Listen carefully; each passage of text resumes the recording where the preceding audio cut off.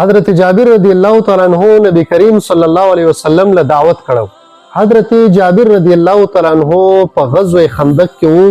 نو دا خندق صحابه کرامو کرسته. نو حضرت جابر سے فرمایي چې ما نبی کریم صلی الله علیه وسلم ته وکتل، د نبی رسول الله والسلام په مخ مبارک باندې ماته د لوګي آثار ښکار شو. نبی رسول الله والسلام ډیر زیات وګیو. نو ما زر کور ته رامنډه کړو. خپل بیبي ته مې وویل چې د خوراک به داسې صحیح نه چې زه نبی رسول الله والسلام له ویسمه. نو هغې راته وویل چې یاره کور کې خو څه نشته دی.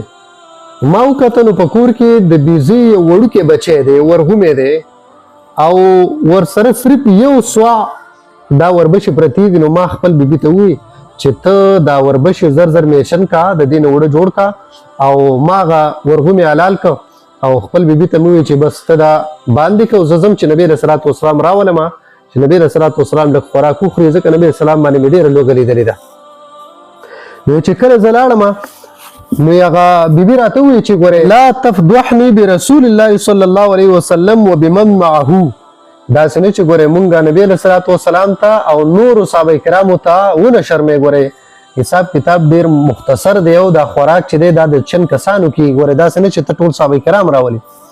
دی وایي ټیک شو چې لاړ په نبي علیه صلات وسلام پسې ورته وویل چې ای د الله محبوبه ما تاسو دپاره لږه دعا مې کړی دی، نو تاسو راشئ او یو څو صحابه کرام د ځان سره کوئ او زمونږ کور ته راشئ. نبي علیه صلات وسلام چې د حضرت جابر رضی الله تعالی عنہ دا دعوت واورېده نو صحابه کرامو ته آواز وکړو ویا اهل الخندق ان جابرا قد صنع سورا فحي علم بكم. اے د خندق خلکو حضرت جابر صاحب روټۍ کړې ده، دعوت یې کړی دی او ټول راځئ په ما پسې راځئ چې ځو د حضرت جابر صاحب کور ده. نو دا تاسو ته پته ده 1500 صحابه کرامو خوا په غزوه خندق کې دا خندق چې کنسته نو 1500 صحابه کرام نبی رسول الله والسلام راغونډ کړل او ټول د جابر صاحب کور ته روان کړل. حضرت جابر صاحب هغه ته نبی رسول الله والسلام په غوږ کې وی چې کور ته بلاړ شي او دا کومه کټوي چې باندې کړي ده نو دا به لا راکوزوي نه، او کوم اوړه چې اغېږلي دي نو هغه به هم لا پخوی نه چې څو پورې زه راغلی نه.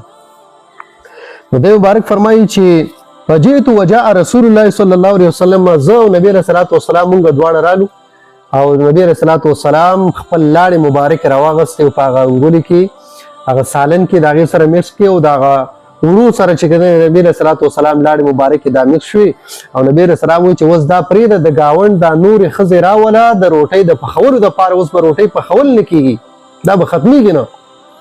او صحابه کرام کېناسته په دې کې روټۍ پخېږي او سالن هغه چې کوم دی نبی رسول الله والسلام وایي دی نه به دا سر لرکې نه ډېر خو صرف دا سالن راوباسه. نو صحابه کرام کېني او روټۍ پخېږي او خوراک خوري تر دې پورې چې 1500 صحابه کرام ښه په مړه خېټه باندې ماړه شو. او حضرت جابر سے فرمایي وایي زه چې لاړم په کور کې مې کټوۍ سوی کړه چې څنګه اوله کې وه حق شان هغه کټوۍ د 1500 صحابه کرام د مړېدو نه وروستو په خپل حال باندې باقي وه. کم یو سوع چې کم اوړه هغه مونږ اغېږلي وو چې ما وکته حق شان په خپل حال باندې باقي وو. زه حیران پاتې شوم. نو بیا په دې حدیث کې نو خو بل یو حدیث دی په هغې کې بیا د دې ښه وضاحت راغلی دی او د هغې صحیحه خصایص کبرا کې امام جلال الدین سیوطي هم ذکر کړی دی او بیا ابن عساکر هم ذکر کړی دی وغیره نورو مورخینو محدثینو ذکر کړی ده چې حضرت جابر صاحب په دویمه ورځ باندې په کور کې هغه شان ماحول دی. بیا روټۍ هم په خپل حال باندې ده او سالن په خپل حال. په درېیمه ورځ باندې هغه بیا سر لر کړی دی چې دا څه واقعه ده چې دا ختمېږي نه. نو بیا نبي رسول الله والسلام ته راغی او نبي رسول الله والسلام ته یې وویل چې ای د الله محبوبه ما خو د هغه زه حیران وم چې یاره دا خوراک ولې نه ختمېږي، ما د هغه کټوۍ نه سر لرې که ومې کته په خپل حال باندې ده. نبي رسول الله والسلام ورته وویل که چېرته دا تې تا لرې کړی نه وی که نه نو ستا ټول ژوند په دقې باندې به تېرېده، دا به په خپل حال باندې باقي وه او بس دا به ختمېده نه، بس تا به تې خوراک کوو. دا د نبي رسول الله والسلام برکت دی.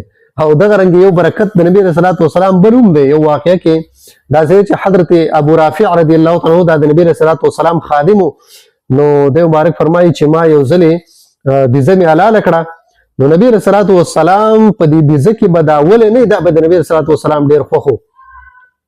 نو ما نبی رسول الله والسلام له بیزه حلاله کړې وه، دا یو ولې مې راوویسته نبی رسول الله والسلام ته مې کېښود. نبی رسول الله والسلام هغه تناول کو وخوړو او بیا ما ته وویل چې نه ولې نه زیرا دا بل ولې راراکړه. نو ما بل ولې مې ورکړه نبی رسول الله والسلام راته په دریم ځل باندې وی چې یو بل ولې تم راواخله. نو زه حیران شوم، ما وی چې د الله محبوب په بیزه کې خود غدو ولې نو دریم ولې خو پکې نه. ما ته نبی رسول الله والسلام وی کتا سکوت کړی او سوال دی نه کړی، ما به درته وی چې ولې رااخله او تا به راغسته، ما به چې رااخله او تا به راغسته، دا به سره ختمېدل. دا د نبی رسول الله والسلام کمال او د نبی رسول الله والسلام برکت ته. نو واقعي چې د خپل پیغمبر علیه الصلاۃ والسلام یو واقعیا سړی اوري نو د سړي زړه ته یو سکون حاصلېږي، یو خوشحالي حاصلېږي. الله تبارک وتعالی دې د نبی رسول الله والسلام سره زموږ د مینه محبت نور هم زیات کړي.